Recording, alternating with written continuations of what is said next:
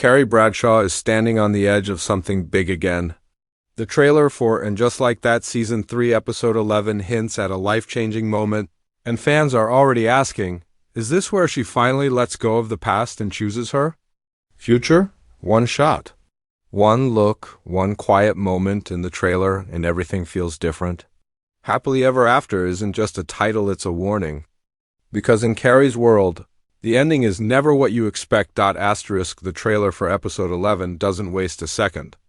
It opens with Carrie alone, walking through a quiet Manhattan street just as the sun rises. The city feels slower, softer. The usual noise of New York is missing. Instead, there's a kind of stillness that wraps around her like a secret. She's wearing a pale blue Coke Classic Carrie, but there's something in the way she moves. She's not rushing. She's not chasing anything. She's walking like someone who already knows what she's about to do. In the next few seconds, we get a quick flash of her apartment. Not just any apartment, but the apartment, the one she lived in during her single years. The camera lingers just long enough for us to notice the cardboard boxes stacked near the window. Is she packing up, or has she just moved back in? Either way, that apartment is more than just a place, it's a symbol of her independence. Every time she's returned there, it's meant she was ready to start over. Then the trailer cuts to Carrie standing by a window, looking out across the city. The music underneath is soft, almost romantic, but not in the usual dreamy way.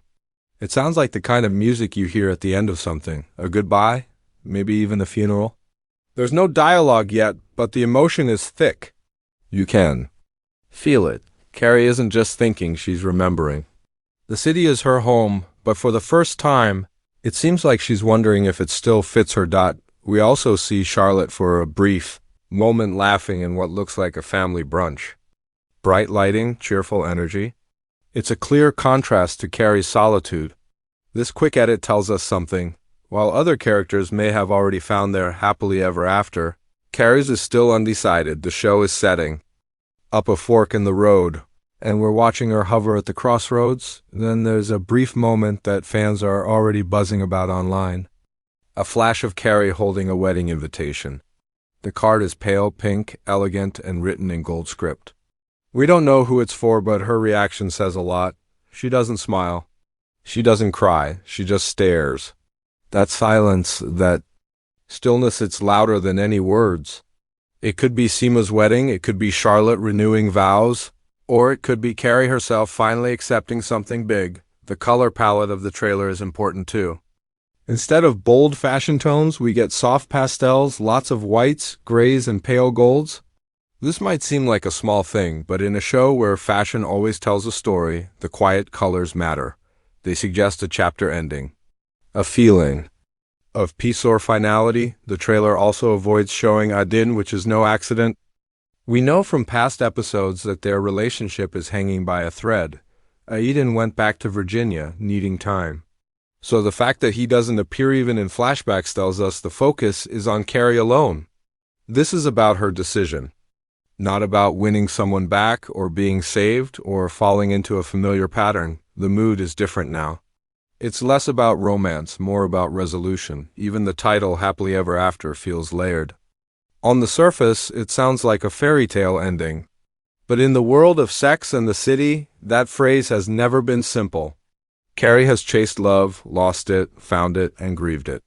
So when the episode is named Happily Ever After, it makes us ask, what does that even mean to her now? After Big? After Aidan? After everything? By the end of the trailer's first 30 seconds, one thing is clear: we're building toward a turning point. The soft colors, slow pacing, and quiet shots of Carrie all tell us that something major is about to happen, but not with a bang. It's going to be subtle, personal, emotional, the kind of decision that looks small on the outside, but changes everything underneath. And as the screen fades to black, just before the title card appears, we hear Carrie's voice, just one line. Maybe it was never about finding the one. Maybe it was about finding peace. With that single sentence, the trailer sets the tone for what could be the emotional climax of the season. Not a love triangle, not a new man, but something deeper. The possibility that Carrie's happily ever after might not look like anyone else's, Asterisk Carrie Bradshaw has never been easy to predict. For over 2 decades, she's lived in front of us as a symbol of love. Heartbreak, independence, and questions with no easy answers. But in this trailer, there's a calmness about her. A quiet shift in her energy. It's not loud. It's not dramatic, but it is different. And if you followed her journey, you can feel it in your gut. Carrie is about to make a choice that might finally close the door on everything we thought. She'd never let go of the key theme running through. The trailer is acceptance. Not just accepting loss or change, but accepting herself. For years, Carrie has been searching for love, for meaning, for someone to share her world with. But this trailer, titled Happily Ever After, gives us a rare look at a Carrie who is no longer searching for the one. Instead, she's asking a different question. Can I be enough for myself? Let's break down the scene where this really comes to life. There's a short but powerful clip in the trailer where Carrie is sitting at a small round table, alone in a quiet cafe. A cappuccino in front of her, steam gently rising. No phone, no laptop, no friends around. Just her and her thoughts. Her eyes scan the street outside as people walk by. Couples holding hands, children laughing, business people rushing past, and yet Carrie seems still almost peaceful. It's the kind of moment that would have made her restless in earlier seasons. But now, she looks like someone who's learning how to be alone without being lonely. Then comes a voiceover, soft, reflective, almost like she's reading from one of her old columns. She says, "For so long, I thought love was supposed to sweep me off my feet. But maybe love is the thing that lets you stand on your own." That one line sets the emotional center of the episode. She's not looking for a grand gesture anymore. She's not waiting for Big to come back from the dead, or Aidan to magically decide he belongs in New York. This isn't about fairy tales, it's about truth. And for Carrie, that truth might mean choosing herself without apology. We also get a few important reaction shots from her inner circle. Charlotte, in a white blouse, looking concerned as she talks to Carrie on a park bench. The subtitles flash. "Are you sure this is what you want?" Carrie doesn't reply immediately. She just looks away, her eyes distant but calm. That pause says more than any answer could. It's the pause of someone who's already made up her mind, but knows not everyone will understand it. Then there's Seema, walking beside Carrie in the Upper East Side. She says, half-jokingly, "You always said you were a romantic. What happened to that girl?" And Carrie responds with a smile. "She grew up. It's not bitter, it's not sad. It's honest. This is the kind of dialogue that tells us the writers are preparing us for a different kind of finale. Not a big wedding, not a spontaneous kiss in the rain, but a quiet decision that Carrie makes for herself without fanfare.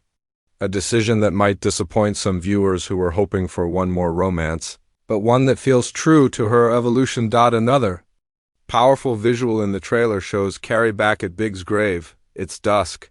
She places a single white lily on the stone, takes a deep breath, and whispers something we can't hear.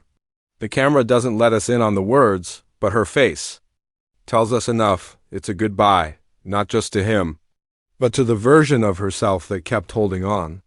That scene alone might be the emotional anchor of the whole episode. Interestingly, we also see a scene where Carrie opens a letter handwritten, elegant, with an old-style wax seal. Some fans think it could be from Aidan, maybe one final letter. A closing note, a silent farewell. But again, her reaction is subtle. No tears, no dramatic music. Just acceptance. We need to talk about that dress too. Yes, the dress. Near the end of the trailer, Carrie is seen walking into what looks like a private rooftop event alone, wearing a soft ivory dress that sways gently with each step. It's not flashy, it's not overly trendy. It's timeless. Elegant and quietly powerful. That outfit says everything about where she is mentally, strong, serene, and whole. The way she walks through the rooftop garden, not waiting for anyone, not looking over her shoulder, not scanning the room. It's a Carrie we've rarely seen. It's also worth noting how the trailer avoids using upbeat background tracks. Instead, the music is soft piano and strings with long, slow fades between scenes. The pace is almost meditative. That's not by accident. It's the kind of score you use when your character is facing an emotional transformation. When she's about to step into something final, everything in this trailer is working together to prepare us for a moment where Carrie might say goodbye to the past, not out of pain, but out of peace. So what is her happily ever after? It might not be a man. It might not even be New York. It might be something quieter, something gentler, a small apartment with morning light, a desk, a cup of coffee, and the freedom to write again. Just her voice, her thoughts, and a peace that finally feels like enough. While Carrie may stand at the heart of this episode's trailer, she isn't standing alone. The world of And Just Like That has always been shaped, not just by her choices, but by the emotional ripples created by the women around her. Season 3, Episode 11's trailer is filled with small, nearly hidden moments that speak volumes about what's happening in the lives of Charlotte, Miranda, Seema, and even Che. These aren't just background stories, they are emotional mirrors, revealing how far each of them has come, and how far they still need to go. Let's start with Charlotte York Goldenblatt. Because her moment in the trailer is quick but filled with feeling, she appears in a sunlit kitchen, organizing what looks like a birthday party or a family brunch. There are balloons, pastel streamers, and soft music playing. It's all very Charlotte, organized, warm, picture-perfect. But then comes the flicker. A short, silent shot of her pausing with a cupcake in hand, staring off, her smile suddenly frozen. Something's off. It's as if she's thinking, is this it? Is this all there is? This trailer suggests that Charlotte might be experiencing something she's never truly faced before: emotional burnout. She's poured so much of herself into her family, her kids, and keeping everything together, but has she forgotten who she is outside of that? There's a line from her later in the trailer speaking to Carrie, possibly during a walk in the park. She says, "Sometimes I feel like I disappeared into the life I always wanted." It's a powerful confession, especially coming from someone who always chased the fantasy. Charlotte's subplot might explore the idea that having your dream life doesn't always mean you feel fulfilled. And in a show built on women growing through reinvention, this line feels like her first crack at rediscovering herself. Then we shift to Miranda Hobbs, whose arc has been one of the most complex and controversial since the reboot began. The trailer places Miranda in two very different settings. First, she's seen entering a high-rise office building, dressed in a power suit, hair pulled back, eyes focused. It's a visual callback to the old Miranda, the career-driven woman who owned the courtroom and the boardroom. But this time there's hesitation. The music dims as she walks through the revolving door, like she's stepping into a part of herself that doesn't quite fit anymore. Has she returned to law? Or is she simply trying to find her place again? Later, we see her sitting at a small bar, sipping a drink alone, staring at her phone. A photo of Brady flashes briefly. Then a text conversation with someone labeled simply C. We don't know who C is, yet could it be Che? Could it be a new figure? Or even her therapist? What matters is her expression, tired, thoughtful, guarded. The spark that once burned so bright in Miranda seems quieter now, more cautious. Maybe she's still rebuilding after everything with Che fell apart. Maybe she's just learning how to be okay alone. Either way, this is a woman mid-transition, still figuring it out. Speaking of Che Diaz, they're barely shown in the trailer. When they do appear, it's jarring. Che is seen standing outside a comedy club at night, lit only by the red glow of a neon sign. There's no smile, no jokes, just a tired, haunted look. They light a cigarette, then glance over their shoulder as if expecting someone who never arrives. It's the first time Che has looked vulnerable since the reboot began, and that vulnerability speaks volumes. Are they missing Miranda, regretting choices, or realizing that fame didn't give them the wholeness they thought it would? This single shot might be all we get of Che in the trailer, but it's deliberate. It shows that while they may not be the focus of Carrie's decision, they're still tangled in the emotional threads of this world and may be searching for their own kind of redemption. Then we have Seema Patel, the woman who came into Carrie's life as a confident, no-nonsense, independent spirit. In the trailer, Seema is shown in a fitting room, trying on a wedding dress not for herself, but for her cousin, who appears behind her, smiling with excitement. Seema plays it off with humor, saying, "I break out in hives just standing next to Tool." But when her cousin steps away, the camera holds on Seema's face. She touches the veil, just for a moment, her smile slipping. Maybe she does want love. Maybe she just doesn't know what it would look like in her world. Later, she's seen walking beside Carrie and she says, "Some of us were never given the fairy tale. We just learned how to walk through life without one." That line could apply to Carrie too. It's a moment of mutual understanding, two women standing on the edge of middle age, wondering if the stories they were told still hold meaning. What's beautiful about this trailer is how it uses these side characters, not just as support, but as reflections. Charlotte's quiet doubt, Miranda's search for balance. Seema's longing beneath the surface, all of it feeds back into Carrie's choice, because Carrie isn't deciding in a vacuum. She's watching her friends, her found family struggle, grow and question the same thing she is, and just maybe that's the point. Maybe this happily ever after isn't about one perfect ending, but about finding the courage to write your own version. One where your friends aren't just part of the story, they are the story. Asterisk sometimes. It's not what a trailer shows, but what it whispers that tells the real story. The trailer for And Just Like That 3x11 is a masterclass in quiet storytelling. It doesn't shout the ending. It doesn't give us fireworks. Instead, it hides the truth in small gestures, soft colors, and silent choices. And if you watch closely frame by frame, you start to see that this isn't just a preview of a season finale, it's a goodbye, a transition, a final chapter in the book that started over 2 decades ago with a girl in Manolos asking, "Can you ever really find love in New York?" Let's talk about the mirrors first. In multiple shots, Carrie is shown in front of mirrors getting ready, brushing her hair, pausing to look at herself in her hallway mirror. But something is different. She's not adjusting her makeup.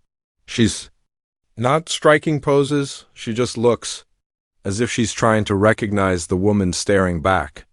And in storytelling, especially in a series like this, mirrors are never just mirrors.